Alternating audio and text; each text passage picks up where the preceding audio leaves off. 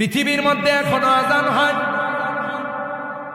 অনেক সুন্দর sound system দিয়ে আজান হয়, কিন্তু ওই আজান পৃথিবীর বুকে আর কোনদিন হবে না যে আজান বেলালের কণ্ঠ দিয়ে উচ্চারিত।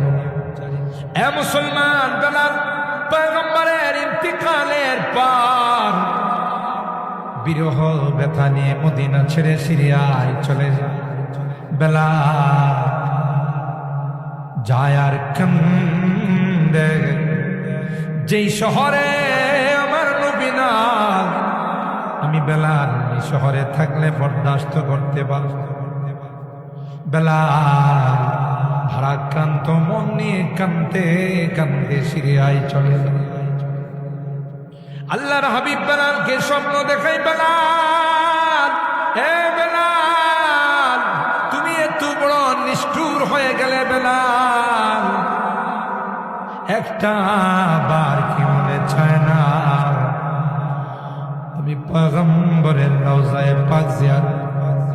এ বেলাল, তোমার আযান কি আমি নবীর শুনতে মনে চায়? খাপ দেখি বেলাল চমকাইয়া উঠলেন আর কান্না শুরু করে দিলেন। বেলাল আবার কাঁদতে কাঁদতে মদিনায় আসলেন। বেলালকে দেখে সবাই বলে, বেলাল মসজিদে নববীর জান্নাতি আযান হয় না। আল্লাহ নবীর দৌহিত্র হযরতে হাসান হুসাইন বললেন, একটা বার আযান দাও।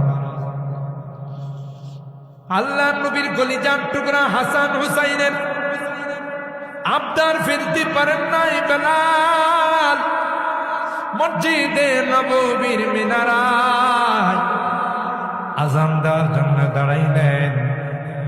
যখনই বেলাল বলে আল্লাহু আকবার, আল্লাহু আকবার, বেলালের আওয়াজ শুনতে দেরি হয়, মদিনায় কান্নার রুল বইতে শুরু হয় না।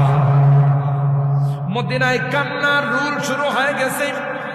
মদিনার অলিতে গলিতে কান্না শুরু হতে দেরি হয় না। নারী পুরুষ সবাই মিলে বের হয়ে গেছে। বহুদিন পর মসজিদে নববীতে বেলালের আযান শোনা যায়। মনে হয় রে পয়গম্বর বোধহয় আমাদের মধ্যে আবার আসছে। সবাই কান্না করে, অলিতে গলিতে নবীর কথা মনে পড়ে, পয়গম্বরের জামানার কথা মনে পড়ে। বেলাল ওই মিনারার মধ্যে আযান দিয়ে যখন আশহাদু আল্লা ইলাহা ইল্লাল্লাহ তৃতীয় পর্যায়ে যখন বলল আশহাদু আন্না মুহাম্মাদার রাসূলুল্লাহ, বেলাল আর স্থায়ী থাকতে পারে না। বেলাল মিনারায় বেহুশ হয়ে পড়ে গেলেন। বেলাল আর আযান দেয় না। বেলাল হুশ আসার পর সবাই জিজ্ঞাসা, ও বেলাল কি হলো, তুমি বেহুশ হয়ে পড়ে? বেলাল কান্দে আর কয়, যখন আমার হাবিব ছিল গো, আমি এই বাক্যটা উচ্চারণ করার সময় আমার শাহাদত আঙ্গুল দিয়ে আমার নবীর দিকে ইশারা করে। আজকেও যখন আমি এই বাক্যটা উচ্চারণ করার জন্য যাচ্ছি, আশহাদু আন্না মুহাম্মাদার রাসূলুল্লাহ, আমি ডাইনে তাকাই বামে তাকাই, নারে না আমার নবীর মায়াবী চেহারাটা দেখা যায়। তাই আমি আউট অফ দ্য কন্ট্রোল হয়ে গেলাম। এ মুসলমান, আল্লাহর হাবিব পবিত্র মেরাজে গিয়ে জান্নাতের মধ্যে বেলালের পায়ের আওয়াজ শুনে সুবহানাল্লাহ জুড়ে